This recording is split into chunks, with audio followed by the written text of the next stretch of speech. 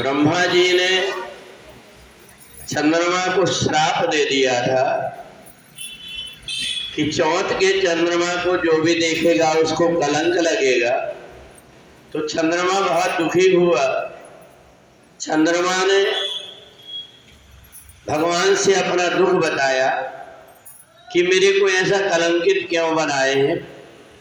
भगवान ने कहा तुम चिंता मत करो, मैं अपने नाम के साथ में तुम्हें रखूंगा। और इसलिए राम अवतार और कृष्ण अवतार में दोनों में भगवान के नाम के साथ में चंद्र लगा। भगवान ने कहा तुम्हारे अंदर अमृत है और ये अमृत के प्रभाव को दिखाने के लिए कार्तिक के महीने में जो कृष्ण पक्ष में चतुर्थी आएगी उस समय पर तुम्हारे अमृत का प्रभाव दिखाया जाएगा। तो एक समय सूत जी कहते हैं कि एक गांव में एक राजा रहता था, उसके 4 भाई थे और एक बहन थी। राजा अपने पुत्रों को और पुत्रियों को बराबर से प्रेम करते थे। जिस समय पर बेटी का विवाह हुआ, थोड़े दिन के बाद राजा की मृत्यु हो गई। भाई लोग बड़े प्रेम से अपनी बहन को रखने लगे। जिस समय पर कार्तिक महीने के चतुर्थी आई, उस समय पर जहां पर ससुराल होकर के गई थी, वहां पता लगा कि चौथ के दिन पूरा दिन बिना कुछ खाए पिए रह करके चंद्रमा को अर्घ देने के बाद में ही भोजन करते हैं। बड़ी परेशान हो गई। दिन में कई बार भोजन करती थी, आदत नहीं थी व्रत वगैरह करने की, परंतु मजबूरी बस करना पड़ा। तो उस समय पर भाई लोगों को उन्होंने बताया कि 4 बज गए दिन के, मैंने कुछ खाया पिया नहीं हूं, मैं बहुत परेशान हो रही हूं, ऐसा लग रहा है कि मेरे प्राण निकल जाएंगे। और ससुराल वाले कहते हैं कि ये व्रत करना पड़ेगा। भाई लोगों ने अपनी बहन को प्रसन्न करने के लिए कहा एक काम कर, हम तुम्हें चंद्रमा के दर्शन कराए देते हैं। और उन्होंने भगवान कृष्ण के पीछे जो चंद्र लगा हुआ था उसके दर्शन करा दिया। उसने सोचा कि मेरा व्रत पूरा हो गया, उसने पारायण कर लिया।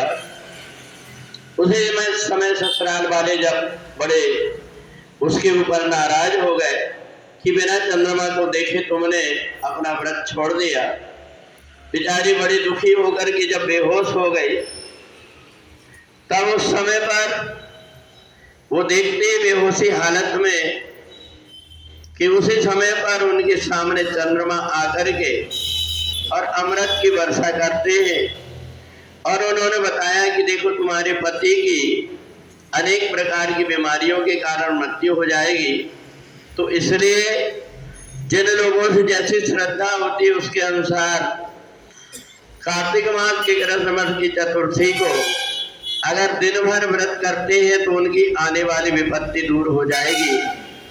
और तब से अपने पति की दीर्घायु के लिए सौभाग्यवती स्त्रियां कार्तिक मास में चतुर्थी का व्रत करती हैं।